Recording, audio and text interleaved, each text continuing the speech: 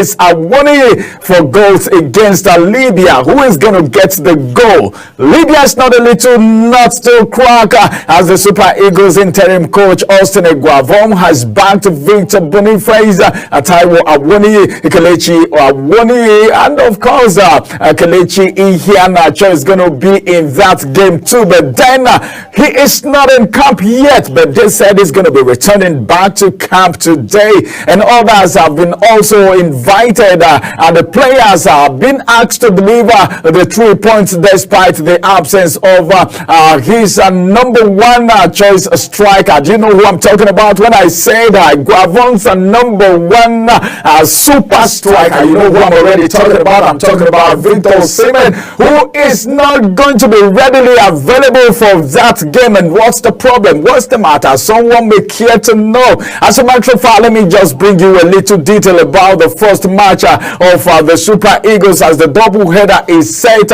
for Friday, and that's going to be on the 11th day of October 2024 at the Godswill Akpabio International Stadium.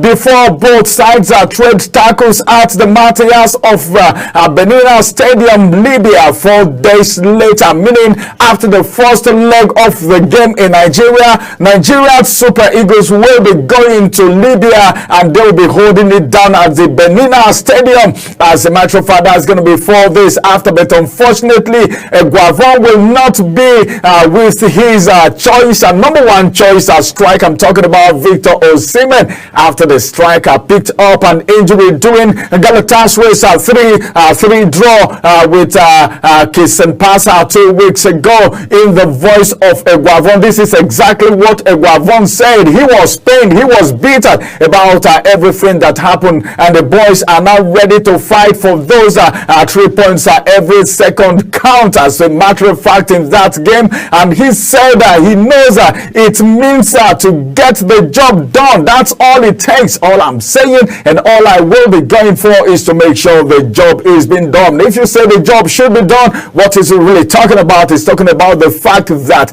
they need the 3 goals, and that's exactly what Nigerians are looking for against Libya come Friday. And of course the job needs to be done over with as early as possible. No delay tactics, no sluggishness on the feet. It should be tiki-taka kind of football right there. You know what I'm talking about.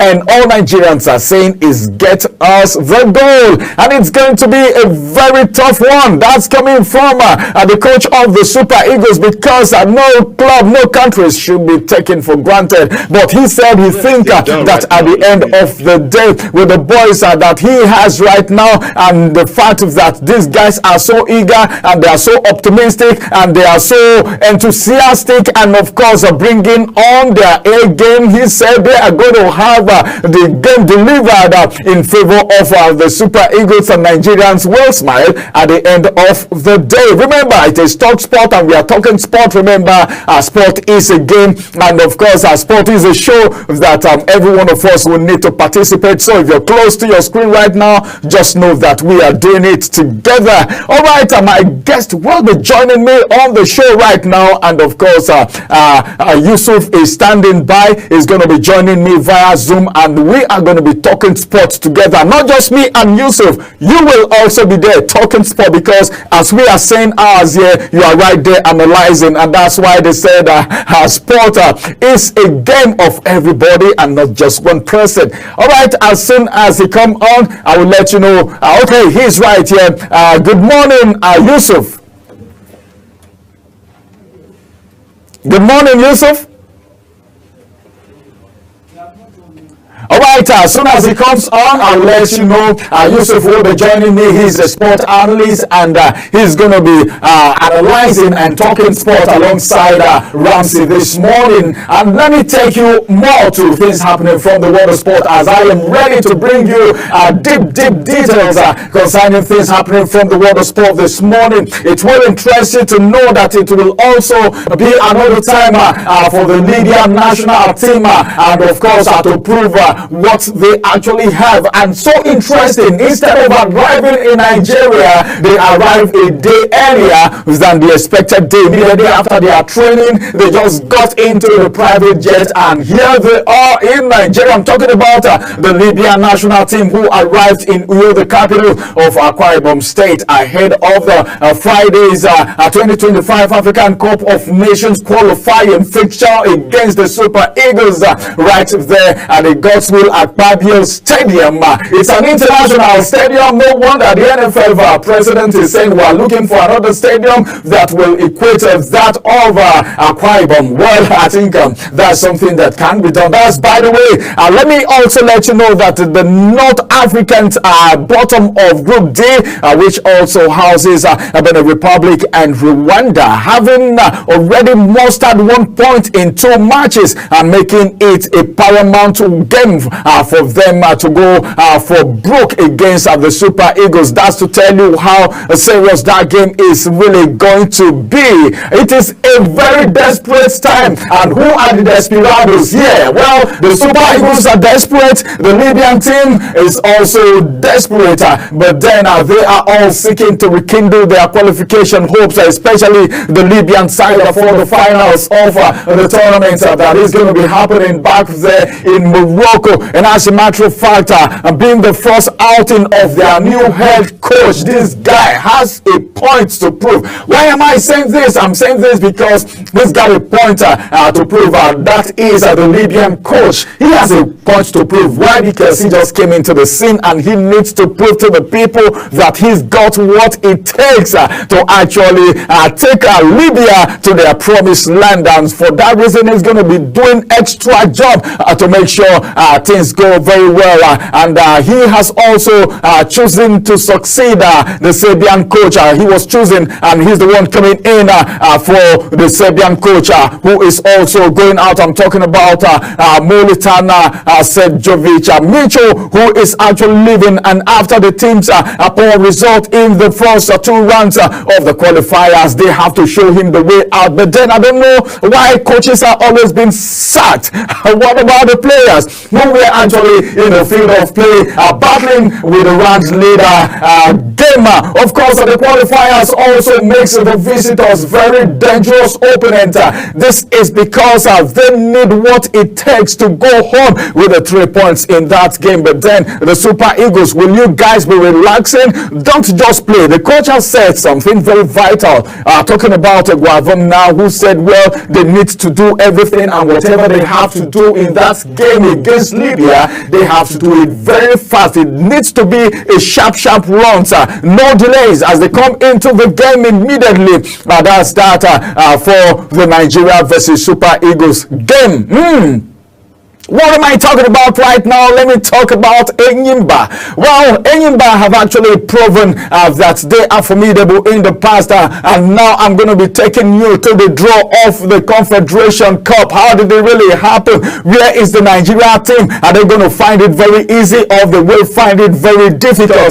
Well, I don't know, but then at the end of the day, we will know if they are in a very good group or they are in a killer group. What do you mean by a killer group? That is a group where you don't need to close your eye for a minute to get a goal. Well, who plays the round later game closing his or her eyes? Never. What am I trying to say? It means it's gonna be a win-win. It's supposed to be a win-win for Enyimba, looking at where they are being drawn in the group as they are drawn. I'm talking about Enyimba draw champions Zamalek in the Confederation Cup stage, and they will battle the epic proportion is in the offering as Confederation Cup holders and Super Cup winners. Zamalek of Egypt are drawn against Nigeria's Enyimba in the CAF Confederation Cup group stage.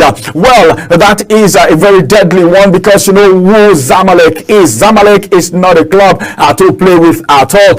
As a matter of fact, it will also interest you to know that it's going to be a very, very wonderful game. As a matter of fact, the draw was made yesterday in Cairo, Egypt, and several several former champions, including USM Alger, Zamalek SC, and of course RS Berkane are involved in the group stage.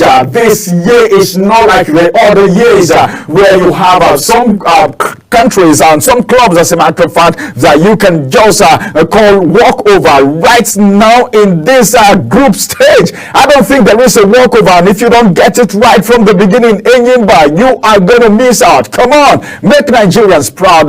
Let Nigerians have more interest in the clubs back home, in NFF, in NNL, and all the other games back home. All right, let's see how that is going to go. But then they will also be involved with RS Berkane, and they are involved in the group stage this year as they gear up for fierce competition. I call it a fierce competition because if there is anything at all to do, it is to start training right now and get to the top and beat every club that is beatable and get to the peak of the group stage. As a matter of fact, the Egyptian side, Zamalek, were also placed in the same group as their compatriot Al Masry and Black Bulls in what promised to be an exciting Group D game.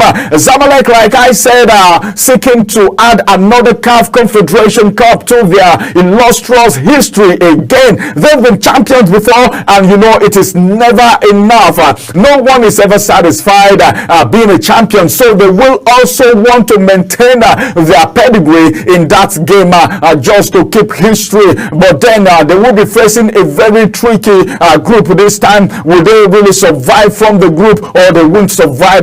And that is just left for us to decide when the game gets started. Well, it is a group stage, but then you don't take group stages for granted. It will also interest you to know that the group stages will kick off in November, setting the stage for some of Africa's biggest club to chase the Terentis CAF Confederation Cup glory. It is a glory. Who is going home with the glory? I will let you know whoever that is going to go home with the glory. Let's go on a quick break. After this break, we'll return and we'll hit the road running with some other story, as we will be congratulating the former Super Eagles player who was popularly known as the Bull.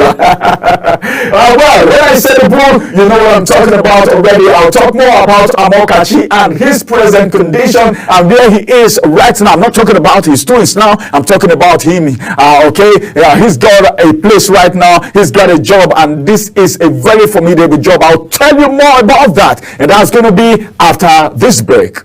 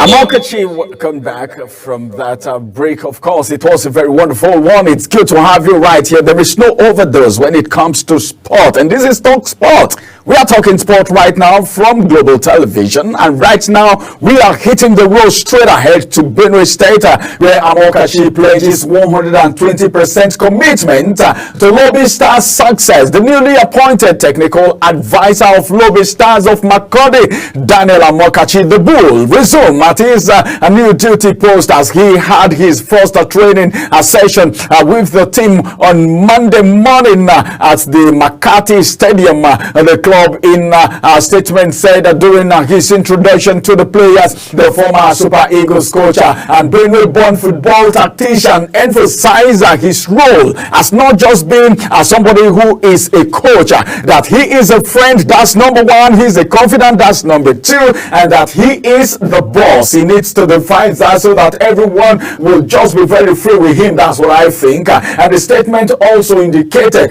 that while speaking with the media, Amokachi also expressed his heartfelt gratitude to the club's board, and not just to the club, but also to the Benue State government for the opportunity to serve, and pledge to give his 120% and not 100%, 120%. Oh my God, to the team, and of course he will steer the team in the right direction. That's what everyone is looking for. That's what everyone wants right now in Benue State, reflecting on the team's current record of 3 losses, 1 draw, and just 1 win. Amokachi was quoted as saying he was committed to halting the poor results, just as he noted that the players' welfare would be key to boosting performance. What would you have said? That's a very, very wonderful statement. The welfare of the players is very crucial to their performances on the field of play.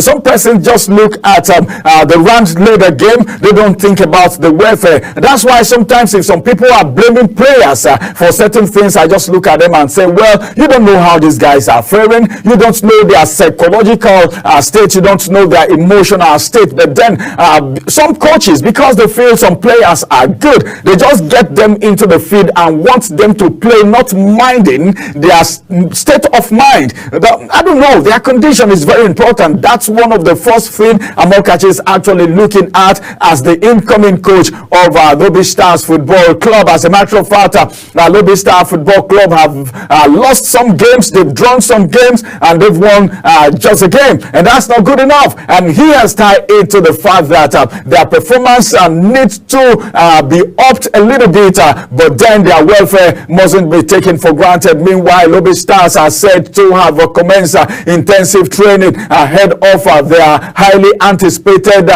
rated, very, very wonderful North Central derby against Niger Tornadoes. You know, Niger Tornadoes are from the North Central, then Lobby Stars are also from the North Central. This is a North Central derby, and probably maybe played in Nasarawa or somewhere very close to the both sides. But then let's see how this derby is going to go, because this derby is going to serve somehow as maybe a litmus test for Amokachi, who is just coming in. But then let not what happened to Finidi George repeat itself with Daniel Amokachi, because I don't know, but I am thinking that he mustn't be judged first of all with his first game, even though it is a crucial game and he needs to prove a point, because all eyes are on him right now, especially looking at the statement he has made so far. He said he is coming in not just with 100%, but with 120%, and that's big enough.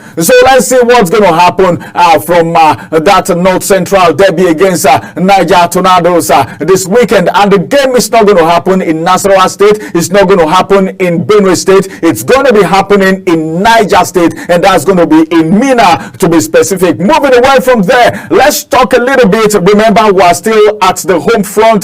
From the home front, we move to other parts of the world because we want to go with the the saying that says that charity begins at home. Now, let's talk about the Nigeria Football Federation. Well, they have decried death of good pitches in Nigeria. One of the things that will virtually bedeviled footballing activity, games generally in Nigeria, is bad pitches. It's either you don't have good pitches or you don't have good buses to even convey these players to where these games will be played. Very crucial. Amokachi was just talking about the welfare of the players. When we talk about welfare, it's not just the take home. It's not just about how much they are being paid as their monthly or weekly salary, as the case may be, but then their welfareism that has to do with how they are being moved from one location to the other, the kind of pitches that they play, and all of that accumulate into what Amokachi was talking about. And right now,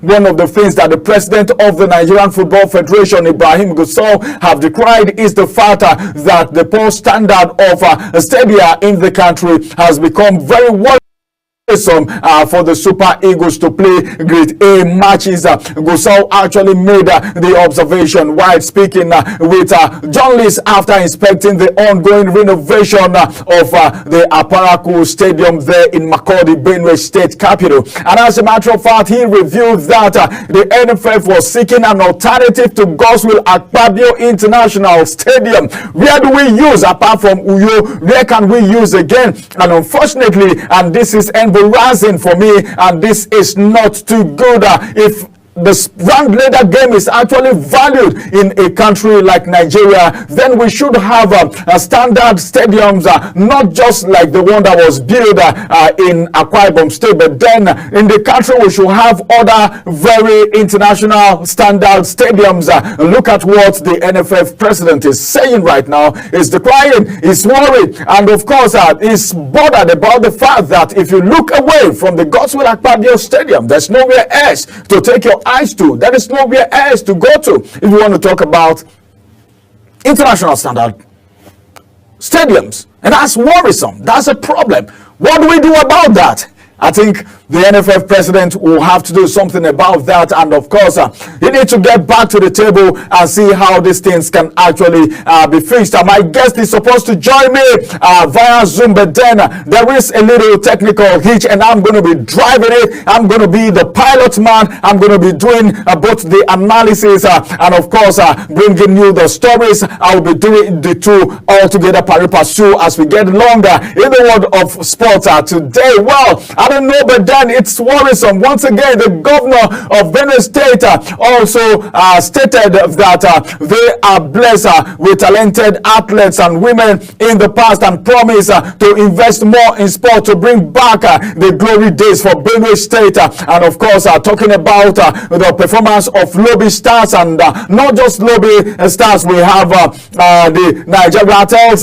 Also, they are from Benue State, but then they are owned not by the Benue State government, and all of this put together culminate to what the governor is actually talking about, bringing back the glory days. Very wonderful, very interesting for anyone who is from the North Central to actually be proud of. The glory days in the world of sports needs to be returned again, and if you ask me, I will say all hands needs to be on deck. Not just the Benue State governor, but every other governor from the North Central. They are doing their bit, and not just the governors alone. Even the federal government should contribute and do what is needed to make sporting activities very, very good and interesting, so that Nigerians can wake up and longer for games that are being played by the national team, and even the NNL, and even coming to the clubs. As a matter of fact, I'm moving away from there. Let me talk a little bit about Ajibade.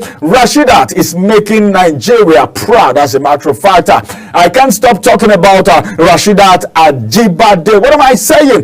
Ajibade has actually won the Liga FPOTM award. I'm talking about the Atletico Madrid winger, who has also been crowned as the Spanish La Liga F Player of the Month. That is a female player of the month for September, capping off an incredible run of form for the club. Atletico Madrid winger Rasheedat Ajibade has actually taken that crown from some persons.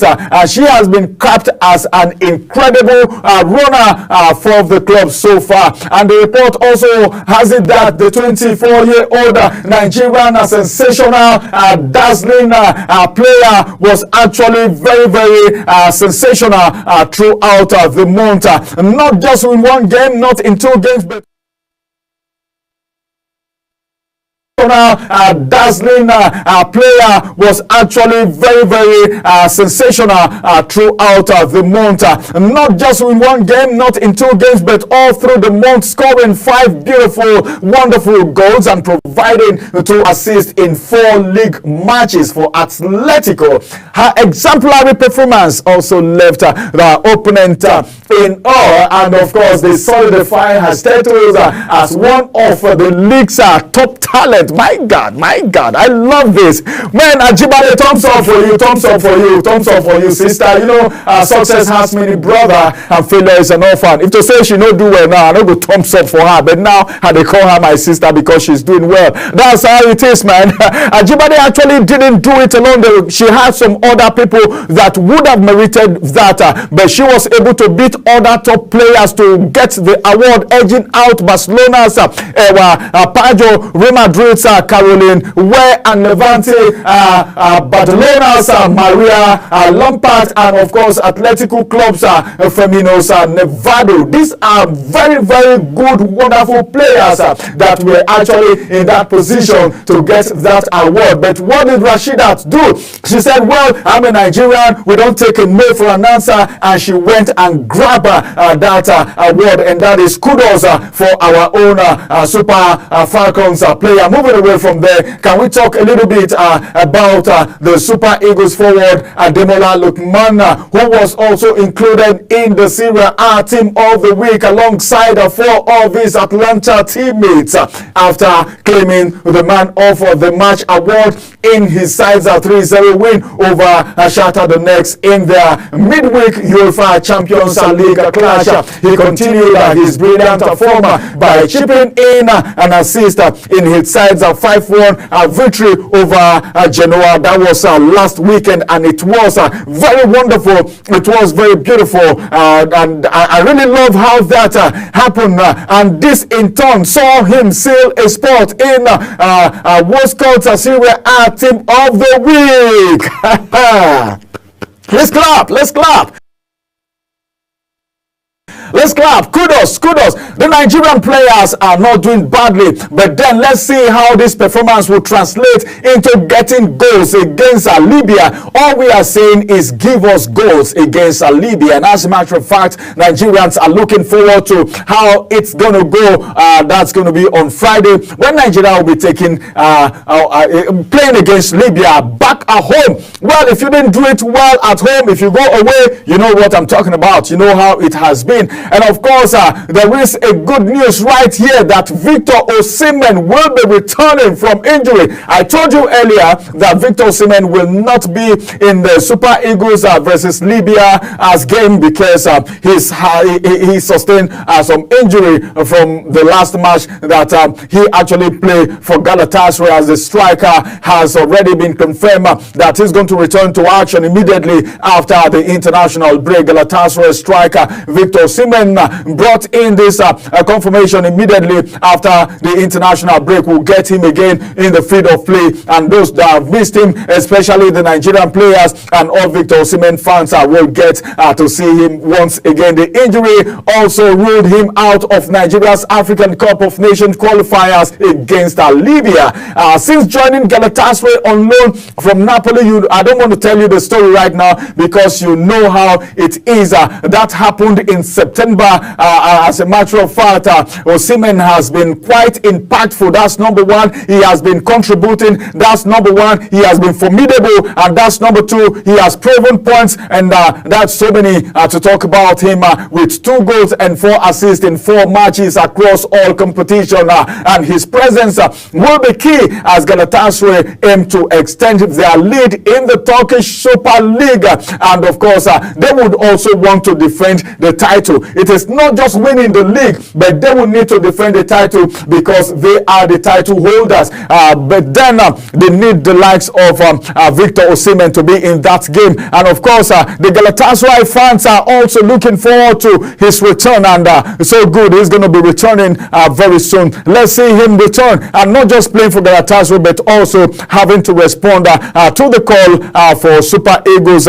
games because we also need him in that front because his finishing streak is not something to be taken away anytime soon. Now, let's also go to other parts of Africa as we bring this story from Ghana's coach Apia Plot as he is already making plans for the downfall of Black Stars of Ghana. He's from Ghana, but now he's plotting the downfall of Ghana. Someone may be asking, how will you be a Ghanaian and you are plotting the downfall of Ghanaian? I'll tell you the story and I'll tell you why it is like that. It's because the former Ghana coach Kwesi Appiah hopes to guide Sudan to victory over his country. He's now coaching Sudan and they are playing against his country, but then who do you think he is supposed to support if not the country that he is actually coaching right now? And that's the reason that headline said he is actually plotting the downfall of his own country. Well, Appiah said he has a plan and he is ready to guide Sudan to victory over his country of birth in a crucial 2025 African Cup of Nations and Match Day 3 qualifier that will be happening that's going to be on Wednesday. And of course, the all-form Black Stars cannot afford to lose the Group F match in Accra, Ghana to rivals 50 places lower in the world ranking after making a dismissal start in the campaign to reach the final in Morocco. Well, let's see how that is going to go. But then that's from Ghana, and of course that game is going to be going down. Everyone is fighting, everyone is pushing, everyone is struggling to get in the game that is going to be coming up in Morocco. Well, let's go on a quick break. After this break, I'll return and then it will be time for us to join the next flight that is going to be taking us around the world as we talk sport together. That's going to be after this break.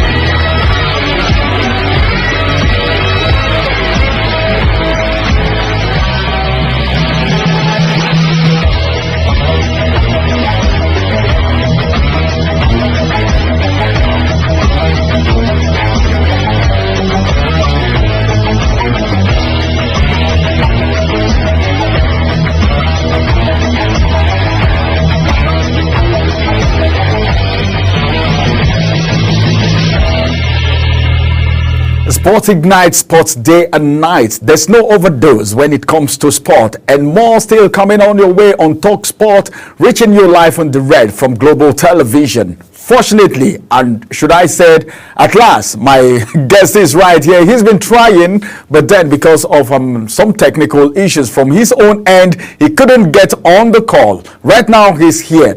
It's good to have you, Yusuf. Welcome to Talk Sport this morning. Thank you for having me. All right, thank you very much, Yusuf. Let's look at the Super Eagles game against, of course, the.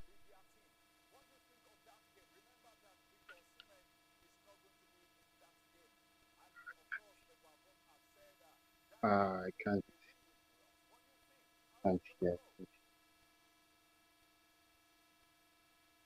I can't hear you. I can't hear.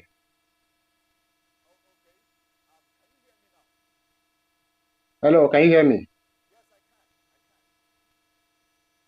I can't hear you. I can't hear. I can't hear you.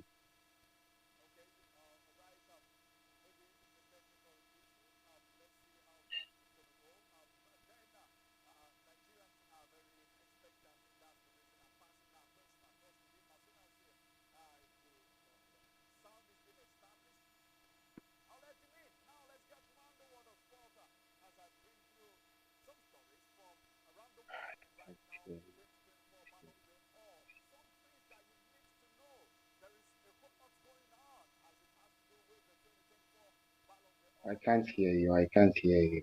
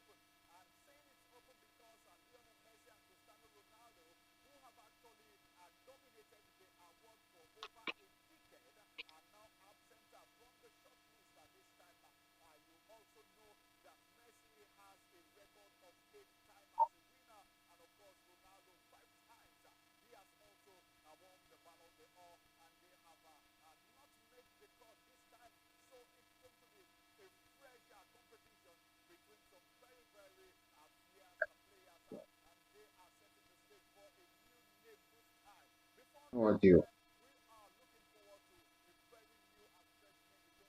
Ballon of the All winner will be announced on Monday the 28th of October 2024, and that's going to be in Paris. This on Monday the 28th of October 2024, and that's going to be in Paris. This year's Ballon of the All race promises a very fierce competition because Vinicius Junior has emerged as the current front runner. He's the one in front right now. Everyone is giving it to him, but the vote has not been done yet. And you know how these things happen. In every rumor, there is an atom of truth. But then, are you going for Vinicius Junior, or you are going for someone else? As a matter of fact, let me just tell you what Vinicius Junior have actually done in recent time. I'm talking about the Brazilian forward who has been very instrumental in Real Madrid's success last season, and as a matter of fact, including their Champions League victory so far. With his impressive performances, he has positioned himself as a